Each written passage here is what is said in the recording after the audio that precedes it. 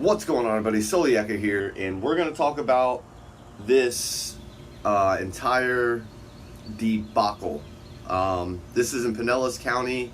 This is going to be 911 call, incident report, and my video. So let's get into the 911 call. Saturday, March 28, 2020. 16, 10, and 24 seconds. Oh. 911, what is the address of the emergency? Hi, I'm just calling to report a person. It looks like he's carrying an AR-15 and a pistol on him. He's fishing right now, but it's just very suspicious. What's the address or intersection where he's located? It's going to be 12924 Gulf Lane. It's under the John Pass Bridge. Thank you. Please repeat the address for verification purposes. Yeah, 12924 Gulf Lane. Okay, and what telephone number are you calling from?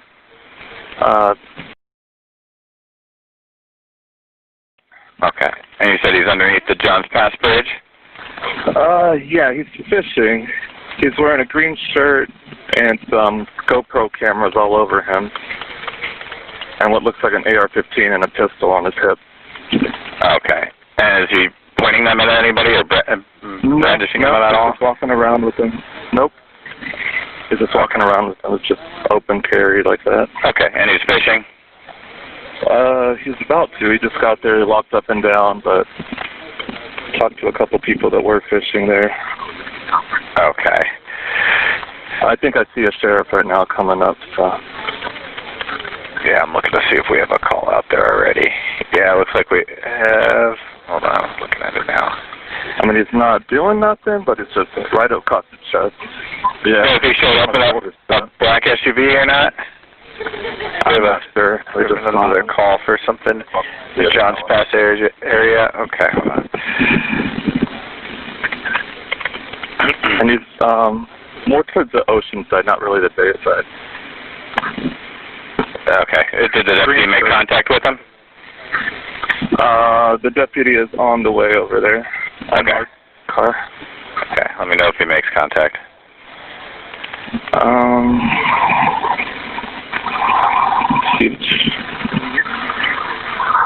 It looks like he's turning into the parking lot where the guy is. I'm walking away from him. We have another call near there for a suspicious vehicle. It's at the Johns Pass Bridge, north side of the bridge. We are on the north side of the bridge, yeah. In the emergency lane, is there a black vehicle there? No black vehicle, no. Okay. Bear with me just a moment. Okay. Yeah, we were leaving. He's making me uncomfortable.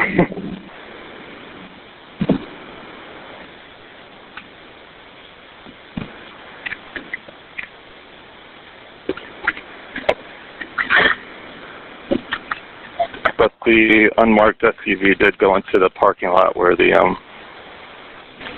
just left from. Okay. Did the deputy make contact with him? I'm not sure. I can't see him. We left already. Okay, you left the area. Okay. What was your name? Okay. And your last name? Spell that for me.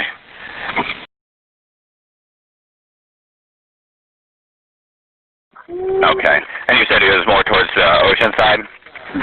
Yeah, I was wearing a green shirt, GoPro cameras all over him, white shorts. What race was he? He was very tan. I'm not sure the race, but very, very tan. Okay. Okay. White male with a dark tan. How old do you think he was? Early 30s, late 20s. Okay. How tall? About 6 foot. And approximate weight? Maybe. Slim, heavy set, medium build? Nah, he's about like 140-ish. 145. 145. Okay. And was he wearing a hat at all, or did you see what color hair he had? I think he was wearing sunglasses, buzz cut. Okay.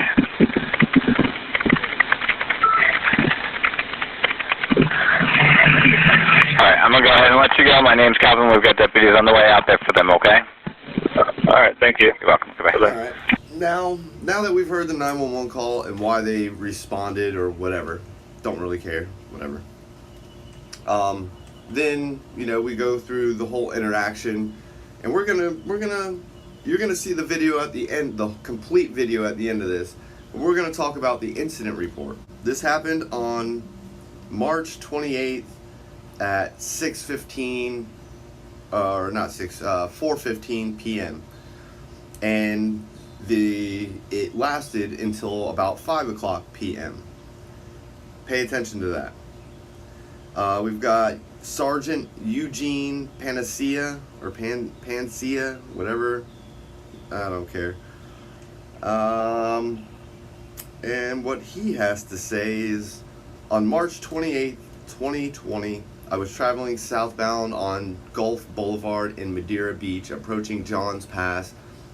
I was flagged down by a citizen who informed me there was a man wearing a green shirt and carrying a rifle in Johns Pass parking lot.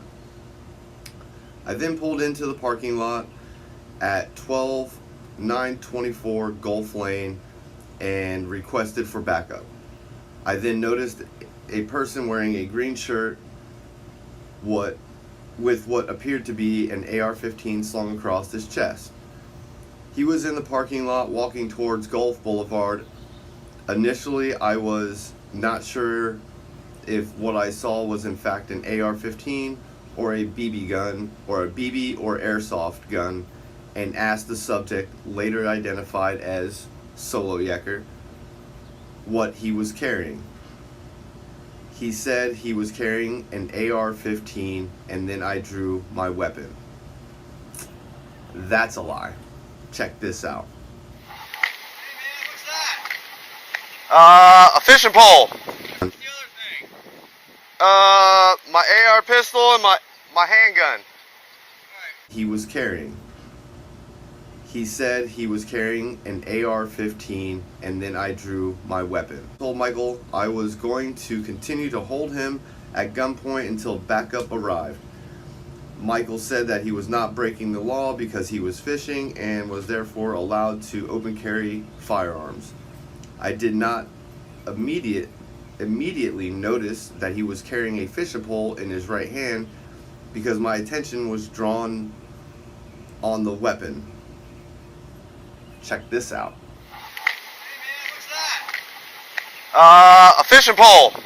I then noticed there were 2 video cameras affixed to straps on his backpack. Michael asked me several times not to shoot him, which I did. I'm going as slow as I can without friggin' falling on my face. Don't shoot me. Please don't shoot me. I don't want to shoot you. I'm just doing everything according to law.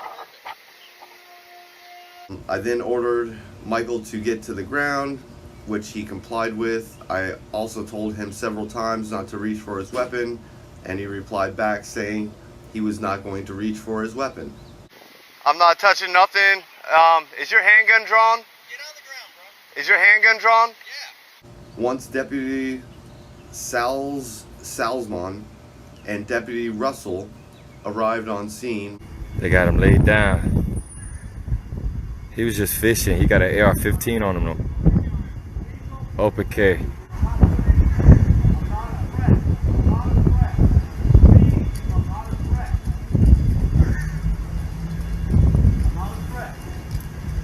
They're locking him up.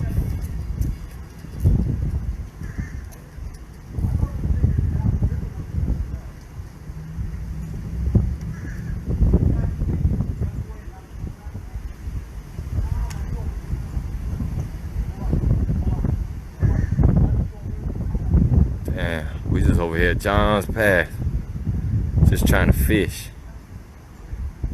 Michael was placed in handcuffs and patted down for additional weapons. That is when I discovered a Glock 9mm handgun on his right hip.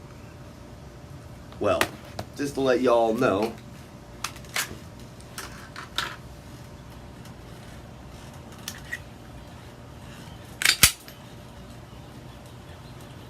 Glock 23 Gen 4.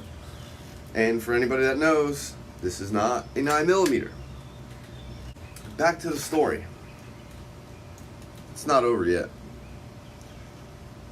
Alright, so we've got that is when I discovered the Glock 9mm handgun on his right hip. I asked Michael what his name was, and he initially refused, but then would only say his name was Michael. Michael stated he was not breaking the law and therefore was not required to provide me with any identification. 901-151. Maybe you should learn it. I then removed both weapons from Michael and placed them in my patrol vehicle for safety reasons. Yeah, because now I'm the unsafe one, where you've been pointing guns at me, and I have no way to defend myself now. I got it. At this time, I still did not know if Michael was a danger to the public or deputies,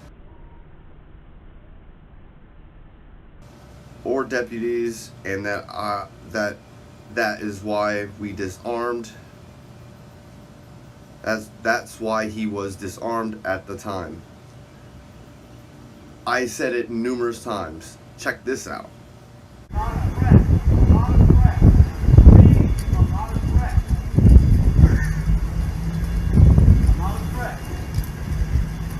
I then removed his backpack from his back and placed him in the back seat of my patrol vehicle.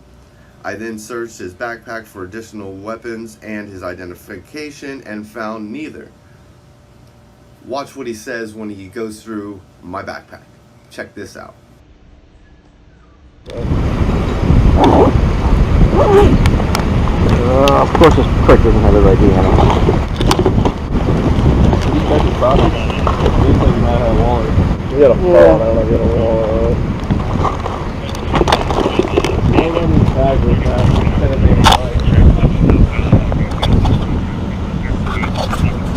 While he was in the back seat of my vehicle, he was able to call his attorney. I'm in the back of a police car in handcuffs with a gun pointed at me, man. His attorney was able to get Michael to cooperate with answering some basic questions such as his full name, date of birth, address. I did overhear his attorney say that he had texted Sheriff Galtieri. A few minutes later, I received a phone call from the sheriff informing that he received a text message from Michael's attorney and cited the statute which allows open carry of firearms while fishing. I advised the sheriff that I was sorting out the details of the situation and would be releasing Michael momentarily.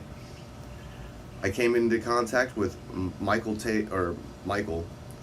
at approximately 16-15 hours. I had released from Michael from the handcuffs and from the back seat of my patrol vehicle at approximately 16:30. Michael had been temporarily detained for less than approximately 10 minutes. That's a goddamn lie. Watch. You'll see the entire video, and we'll put a little timer so that you can see how long it actually took. It was explained to Michael that although open carry of firearms is allowed per Florida Statute 790.253H, it is not common for people to do so in the area of John Pass. John Pass is primarily a tourist area where people go to walk around and sit on the beach, as well as visit the nearby John Pass Village, which is a shopping destination. It is also a high traffic area known for boating and not dangerous wildlife. I'm not trying to hurt wildlife. I'm not trying to hurt anybody. What I am trying to do is protect myself from people trying to do harm to me. That is why we carry firearms. I'm not worried about wildlife unless I'm out in the woods. I don't have to worry about bears attacking me on the beach. Just, come on. Think. I told Michael he was free to go but I wanted to safely give him back his firearms. Michael said he was not a threat to us, and I told him that I don't know you, and I wanted to ensure the safety of the backup deputies and myself. If people obeying the law makes you scared, makes you paranoid, you shouldn't be a cop. Because what you are is you're a danger to the public. Wasn't trying to hurt nobody. I then put the magazines for both weapons and the additional round per weapon in his backpack and handed back both of his weapons. Michael gathered his belongings and walked back to the fishing area. Michael had earlier stated he was walking back to his vehicle but would not disclose where he had parked. Okay, where's your car parked? Somewhere close. Okay. I'm letting you know. All you have to do, because I don't, like, I really don't trust you guys. I just want my belongings back.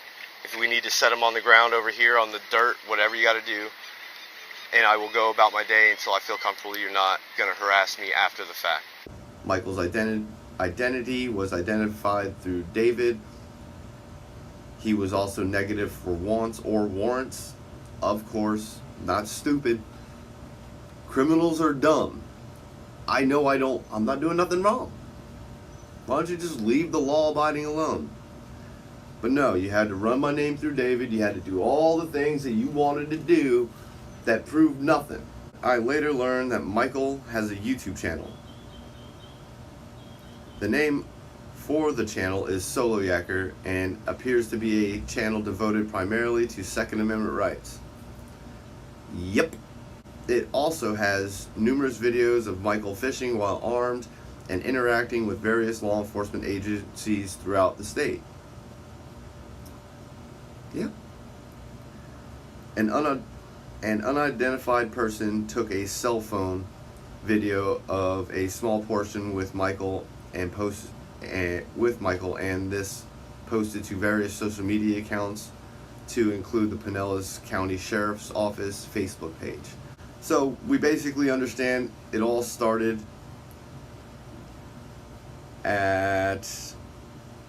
they arrived at 6:14. Time completed was 17:04. 16:14 was when it started. That's when the interaction started. 17:04 is when it ended. I don't know, that sounds like about 40 minutes, 50 minutes. 50 minutes. Alright. I guess I was only detained for 10 minutes. 10 minutes I was in handcuffs and let go. I gotcha.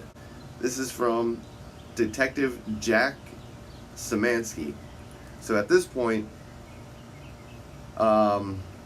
Sergeant Panacea or whatever, he has sent this over to his detectives for them to review, and they're going to go through it and read all about it and all that stuff. And they're like, on Tuesday, March 31st, I reviewed the Pinellas County Sheriff's Office report number SO2094380.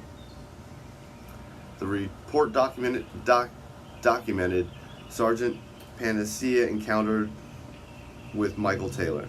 The incident took place on March 28th, 2020 near John Pass in Madeira Beach. Approximately 16-14 hours, deputies were dispatched to a report of a male with an AR-15 and a pistol under the bridge. Call notes indicate the subject was fishing, had multiple GoPros all over him, and was not pointing guns at anyone. Sergeant Panacea was one of the first law enforcement officers on scene and was the initial officer to make contact with Mr. Taylor. For more information, please see initial report. That's going to be Panacea's. Investigative research revealed Taylor is not a convicted felon, and he does have a concealed weapons permit issued to him.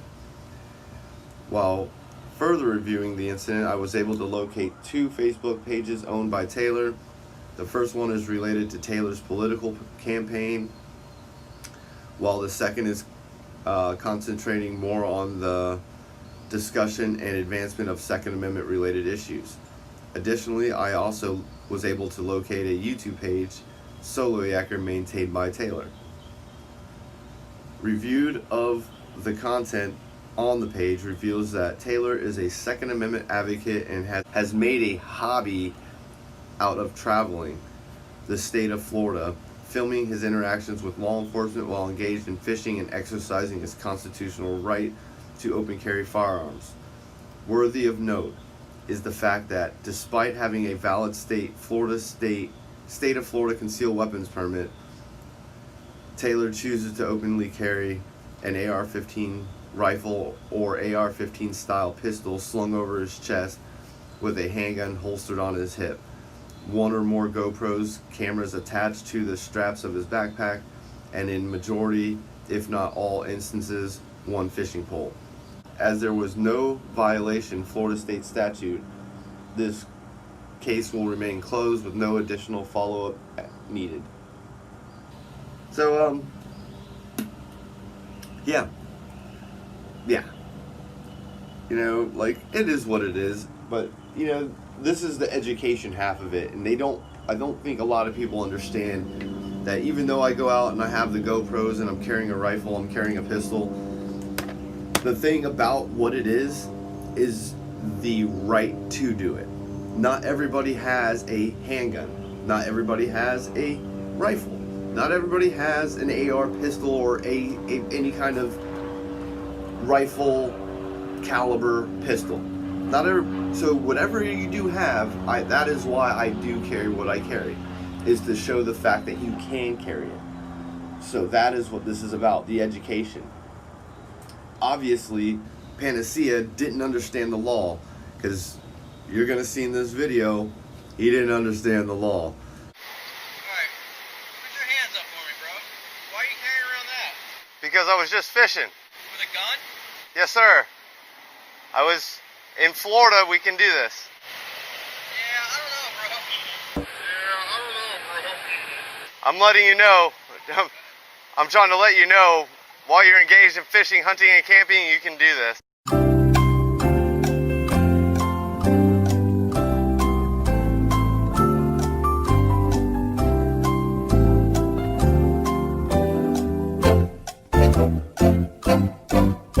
And if you would have understood the law, things might have been a little different.